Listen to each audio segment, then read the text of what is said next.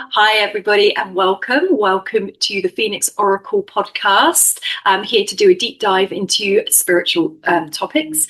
My name's Sue of the Phoenix Path Holistic Healing, and this is Jules of Oracle of the Realms.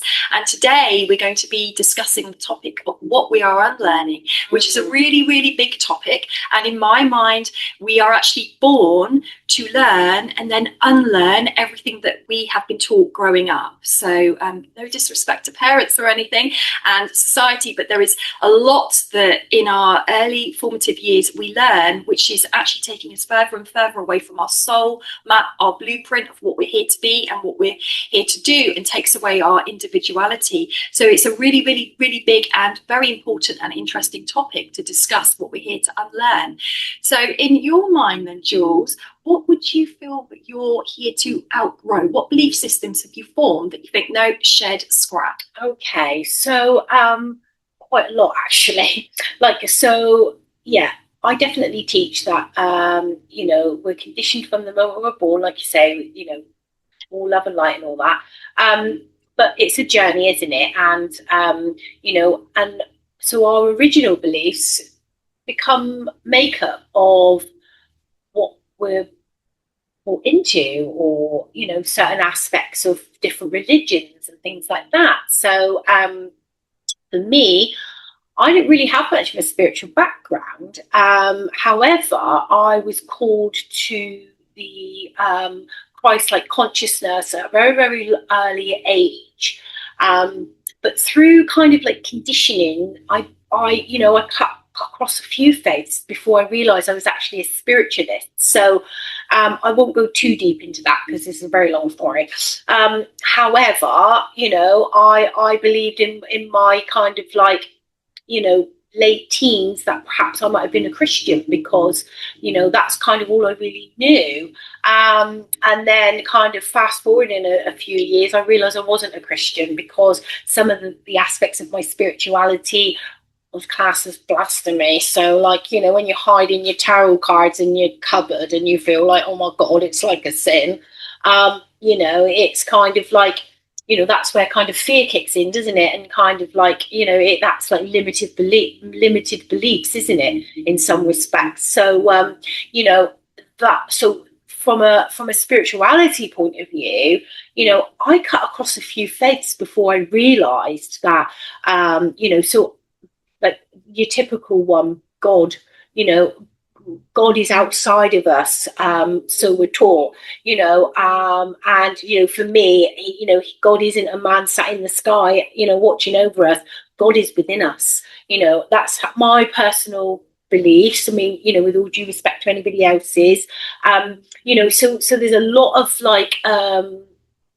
of unlearning I had to do with that reference. So, but for so that, for instance, what I've had to unlearn, we have to unlearn our lessons, or when I say unlearn them, it's about learning the teachings of our lessons, and then we break them down, don't we? So it's almost like, there's quite a few things where, things I outgrew, and I think as we're evolving, we do outgrow, don't we? But it's certain, it's experiences in our life, and it's, I call it then having to re-educate ourselves into, what feels and what fits right into your own personal beliefs, because, we then kind of like outgrow certain versions of ourselves. They are still a part of us, and it's all part of the process, isn't it?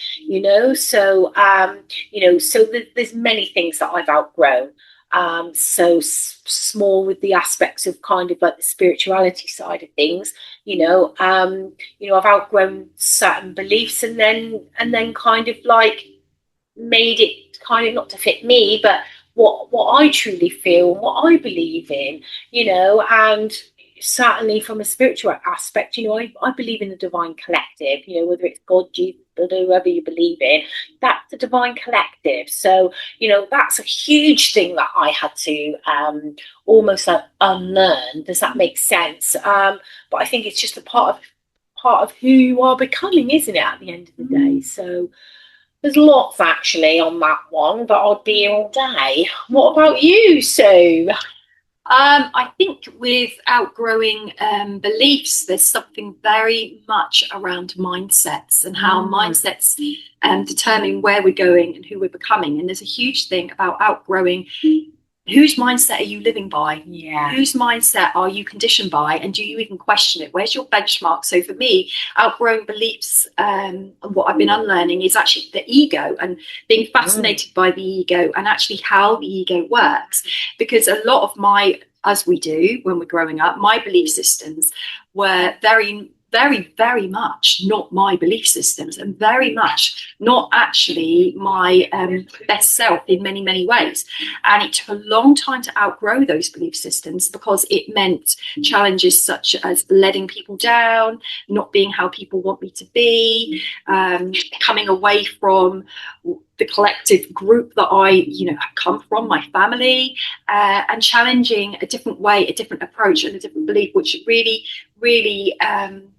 has helped make me, but also break me at the same time. Because when we let go of belief systems, it can be a gradual, slow process, or it can be radical. You can wake up one morning and suddenly realize, I don't see the world the way I used to do. And actually, then what does that mean? Because it suddenly means you can't relate to certain people that maybe you want to relate to in the same way. You don't see things that you're used to, and that may not fit with how other people want you to be. So you might have to let go of people. You might have to move location. You might have to change job. But outgrowing these belief systems can set you aside, or it can bring you to. But the key here was, whose belief systems are you living by? So I was christened at 2. I was brought up for a period in Christianity and had strong beliefs around. Actually, I didn't actually choose to be christened because I was 2 years old. Who asked my permission? And it turned out when I was christened and the water was put on my head and I was told, when you grow up, you'll be a good girl. Apparently, I screamed at the top of my lungs, oh, no, I won't. So even at 2 years old, I was trying to get my way against it and kind of thing. Yeah, right. And I've dipped in and out of going back to churches over my life, going, this isn't sit right. This is something that doesn't sit right with me, with what I'm hearing. And that is a whole different topic that I don't need to go down here. But outgrowing beliefs on emotional, physical, mental, spiritual levels. But actually, that's what we're here to do. We're here to experience for ourselves what we believe by having many different experiences. Where we go wrong in life, where we're not unlearning what we've been taught, is where we hold on to belief systems that we've been told are so, without questioning them for ourselves, without doing the research for ourselves, just following. That's how we lose ourselves in others. And then we're depressed, we're anxious, we're unhappy, we're unfulfilled. Symptoms of the soul, saying you're out of alignment from your true path. Question everything. Yeah, absolutely. And it's funny you say that because I actually wasn't christened when I was younger. So, like I say, the Christianity bit didn't actually come from my parents. It was very weird. But yet again, I think it was where I lived in a little village and, there wasn't really a lot to do. So, my best friend's mum run a Christian youth club. So we used to go there on a Sunday just to have something to do, so, and I kind of got into it a little bit that way. And we'd go to midnight mass and just bum around at the back of the church, messing around, but it definitely pulled me into, I would say that was the first calling of my spirituality, was to experience that. For sure. Do you know what I mean? And it's and then I decided to get fully immersed when I was 18, fully baptized type of thing. And I still feel it was a part of my journey. And this, lots of funny things that, I could speak of. So it's still kind of it was a part of my path. Do you know what I mean? So that was really interesting that you say that. So let's talk about healing patterns. What kind of patterns do you use for your healing, or what type of patterns do you use? Oh, I think my patterns probably change all the time, but what I am clear in when it comes to patterns is the patterns that I've been healing, rather than where am I going with my patterns of healing. I think there's been many personal things I've had to heal, reoccurring patterns that you do a layer and then you do another layer over the years of clearing stuff, but generational trauma karma mapping of the ancestry, the patterns that have come down, and having to rewire and work out what those healing patterns are. And for my lineage, a lot of the unlearning in the healing patterns there is, where did I come from? What have we all carried in our lineage, and where does it stop? Being awake, being conscious, seeing what the patterns are. The healing patterns for me personally will be one of guilt. Guilt is a killer, isn't it? A killer. Guilt. It serves nothing. Guilt and fear, but guilt definitely. It's like, absolutely. It serves, it has no benefit to it. So there are healings that you work on an emotion, and there is a benefit to working through the depth of that emotion. Guilt serves nothing, but guilt generally means I feel like I've broken one of my values. And if you look deeper, you may not have, because sometimes guilt comes from a bag load of shame that's been heaped on your shoulders, that's been passed down the generation. Or sometimes we don't even know where it's come from. So it could be like say an ancestral line or something. It could be another life. Another life, because I always say, you know, like we bring in certain aspects of our past lives, you know, so that there might be something that you needed to heal on a deeper level that will be brought into this lifetime, you know, and some people say I've got enough to deal with in this lifetime, let alone my past lifetimes, but you know, it is still a part of our makeup, isn't it? So especially when we work with like ancestral lineage and things like that, isn't it? You know, and sometimes we are here to break some ancestral lines. So, and it takes a warrior or a goddess or a god to come in to be able to do that, doesn't it? Like, because you know, it won't be just yours that you're healing. No. So you'll have your own energy that you're healing, which is bad enough on its own, but it means that you've got quite a lot of people behind you in your family line that for whatever reasons couldn't, so it will land on usually the black sheep of the family, usually the spiritual one, and that, you know, as much, why is it with me? Well, you signed up for it. If you believe in that kind of thing. That's very true, and that's really and just as you speak of that, you know, like where it's figuring out what, you know, what we're healing of ours, what we're healing of a, you know, of a generation, or even kind of like, you know, your family that's around you here in this lifetime. So, you know, but one thing a little tip that I do like coach people is, you know, when we do start healing ourselves, when we really start putting in the shadow work and we start lifting our vibrational frequency, and as we start healing, what I love about it starts helping, or certainly opening up the doors for your loved ones and people around you, because it's happened with me. As I've healed, I've seen other close people in my circle heal as well. So, you know, I think that's something to kind of like, you know, recognize within healing patterns as well. So, you know, and it's the same old thing, isn't it? You think, you know, sometimes the guilt can arrive, you know, and I think just to working with guilt, I think one of the things I've worked with is compassion. So if we, whatever emotion we're feeling, you know, it's not about pushing it away. It's about sitting with it, feeling it, you know, trying to figure out where it's coming from. And this is where, when we're in the deep kind of process of shadow work and things like that, and it's all so confusing and it's hurting so bad.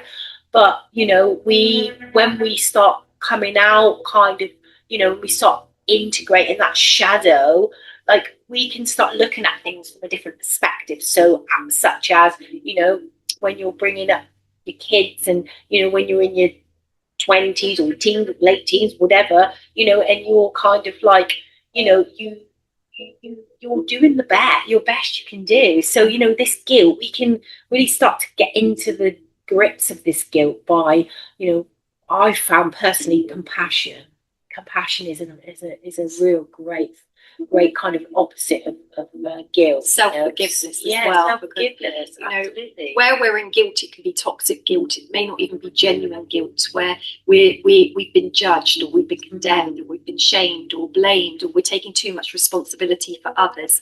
And guilt is something very self-condemning, full of judgment.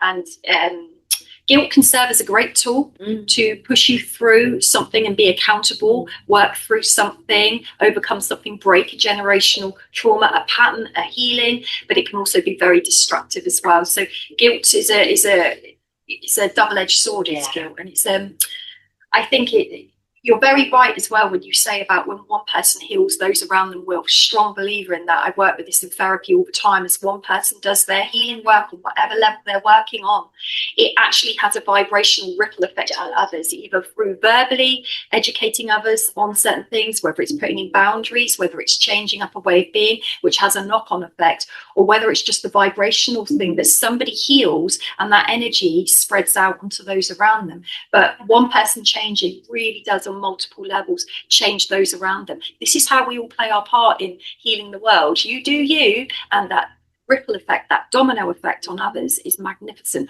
Or if they're resistant to that energy change, that healing, and they don't want to do their healing, they don't want to go near it, which is a choice, they will vibrate away. It can become conflicting at that point, can't it? Absolutely. Because, and I've also noticed that when, sorry to interrupt you, when we, when we're kind of healing ourselves and our vibrational frequencies have lifted, we can trigger the hell out of people. Oh, yeah. Absolutely trigger the hell out of people. So be mindful of that you are going to trigger people as you heal.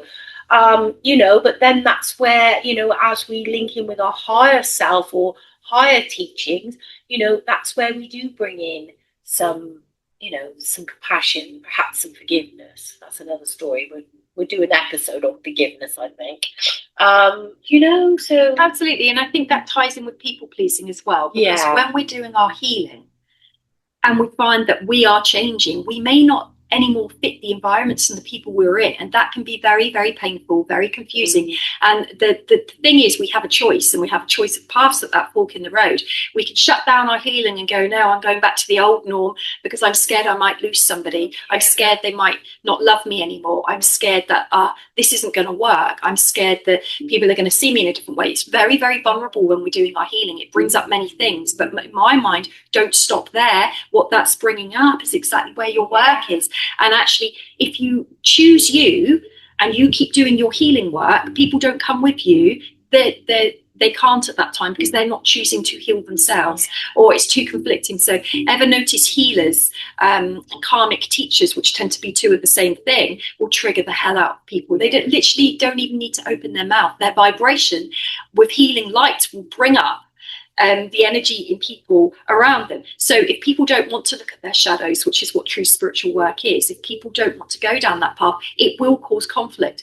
My advice on that, not always easy to do, and I haven't always done it myself, I won't deny, is pick yourself, pick you. Because when you put yourself first and you stay rooted and committed to your spiritual path, whatever falls behind and doesn't come with you will be replaced in that void by the universe with what is now fully aligned with you. And in that, the universe can see that you are choosing you, you are prioritizing you, you are putting yourself first in those healthy, dedicated ways. It's not selfish, it's selfless. Then it will conspire to bring things to you that reward you for putting you first. So if you always put yourself last, expect to vibe people into your life that are going to put you second, that are going to put you last. If you put yourself first, let those people that always put you last vibe out. Suddenly people will vibe in that put you first, because they are mirroring what you're vibrating at. Which is saying that healing you and focusing on you will bring you everything you should have. If you keep people pleasing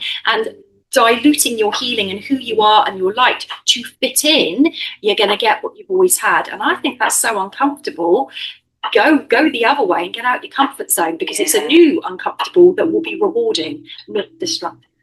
Absolutely. So you're talking to probably one of the biggest people pleasers. And I've had to really learn that one, because, it also fits in with an empathist, doesn't it, as well? So doesn't help when we feel people's pain, or, we feel what people are going through, and if someone's sad, I feel sad. If someone's happy, I'm happy. I mean, you know what I mean? And it is so true. It's so true when they say we are a reflection of what's around us. So as you were talking there, my guides were kind of taking me back through, back kind of like, quite a while ago, like 10, 15 years ago, and you find yourself in very toxic relationships, toxic patterns, and, when you're going through that process, it's true what they say. Just look around you. So as you then do your healing work and your vibrational frequency changes, and I teach this as well, as we lift our vibrational frequency, you start matching people different. So, and it's not that one's higher than the other or anything like that. But you do find then this is where certain relationships will kind of like fall away. This is where confliction comes in. This is all part of the shadow work, I think, personally. And then I always say to people, but what happens when certain people leave your life, as you lift your vibration, it opens the door for more like-minded souls to come in. And it's so true, because I look from my darkest moments to my lighter moments, and you are a reflection of what's around you. It's really so true, isn't it? And then then you open up to this brand new universe of beautiful souls and aligned. So everybody's beautiful in their own way, and it's about kind of like just learning the teachings, the lessons, what these situations, what these relationships. And personally, like I forgive any aspect of my life which needed forgiving, and I can genuinely truly believe that, or I can generally say that I've worked with forgiveness, and boy, it does free you. But that, like I say, that's another story. But yeah, it's so amazing, isn't it? When we talk about these things, and it just kind of like brings in so much kind of a different view, doesn't it? It really does. And I think it takes an awful lot of courage to have that leap of faith, to let go of what doesn't align with you anymore once you do your healing, because your needs will change, what you aspire to be will change, what floats your boat will change, which means a lot of what you've had will not be aligned anymore. And it takes so much courage on the human part to be able to detach and let go and release people, experiences, places that you hoped could come with you but actually will not fulfill you, and you have no choice but to make a choice, old life or your true life. And that plays into the people pleasing, but it also plays into many other things, such as toxic positivity. Toxic positivity. How much of that is around in the spiritual world? There is a lot. Huge amounts. Everything's fluffy lights, wonderful, where we're all so positive, but actually, where are we being dishonest with ourselves there? And where in our ego are we trying to present something that's not true? Because I've never met, including myself, a human being that is happy all the time. And in spirituality, it's painful, it's savage, it's out of control sometimes, it's unbearable, it's shoving in your face everything you thought you were to discover you're not. It makes you look up where you have made mistakes and hurt others, where you'd rather bury your head in the sand. It shows you the truth of others that you wanted to see in a certain light, and it can take our feet right off the ground. So with toxic positivity, I know that in the past I used to very much, probably 20 years ago, when I started coming out into my spiritual journey in public a bit more, I would be petrified, slightly unconsciously, but petrified to show how many demons I was carrying and how much trauma I was carrying. And the few times that I did try to share that now and again in vulnerability, I'd get, you've been like that, you've done that, you've been, what have you? And it would shut me down again because I hadn't mastered my own this, that, and the other enough.